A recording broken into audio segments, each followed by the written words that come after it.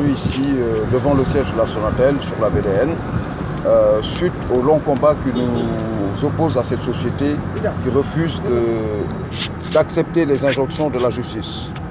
Alors, nous sommes ici pour rappeler au peuple sénégalais, à l'administration sénégalaise, que d'honnêtes travailleurs qui sont restés 14 mois sans salaire, qui ont eu 3 décisions de justice favorables, décision au tribunal du travail, décision au tribunal du commerce, décision du tribunal de grande instance en date du 27 passé, et jusqu'ici, cette multinationale française de la France-Afrique, il faut la qualifier comme ça, refuse et use de dilatoires d'arguments, d'expédients pour ne pas payer ce qu'elle nous doit suite à ces condamnations.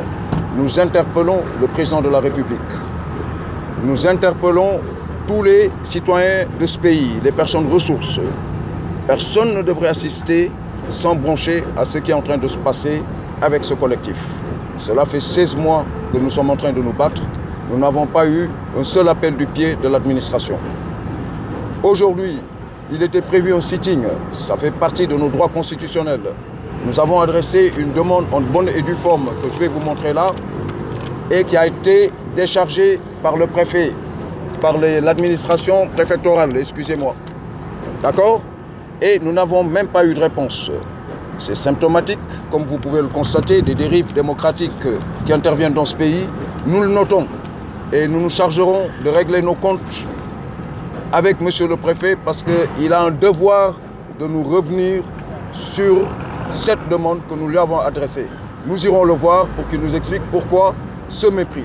Parce que nous sommes tous des citoyens sénégalais et il est à notre service. Il ne faut pas qu'il confonde son poste avec un poste de sinécure. Le préfet, il est au service des citoyens sénégalais. Je le lui rappelle.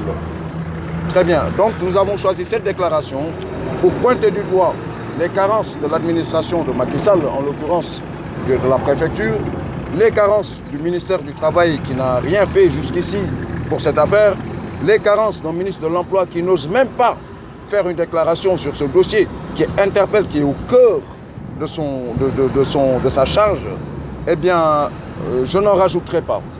Nous attirons donc l'attention de tous les Sénégalais sur ce combat. Nous disons à la justice que nous restons extrêmement vigilants. Nous avons vu avec quelle récurrence des décisions ont été infirmées par la suite par d'autres cours. Nous croyons en cette justice, c'est pourquoi nous ne sommes pas allés vers les syndicats, nous sommes allés plutôt vers cette justice.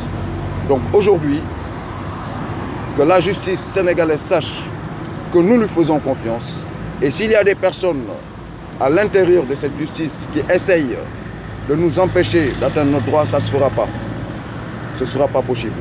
Nous sommes très déterminés et ils nous auront toujours devant eux. Alors, vous voulez parler des arriérés que doivent nous payer aujourd'hui Sonatel. Il s'élève à 404 millions. Et vous avez vu l'incongruité de la dernière décision de justice qui nous a fait venir devant les médias. Ils nous disent qu'il faut cautionner 500 millions avant de toucher 404 millions. Des gens qui sont restés 14 mois sans travailler et dont parmi certains ont été licenciés abusivement et autres. Comment vous pouvez demander à des gens qui sont restés 14 mois sans salaire, qui ont été liquidés, licenciés sans respecter des droits élémentaires au vu au su de l'administration de ce pays, comment vous pouvez leur demander de cautionner 500 millions avant de toucher 404 millions de salaire?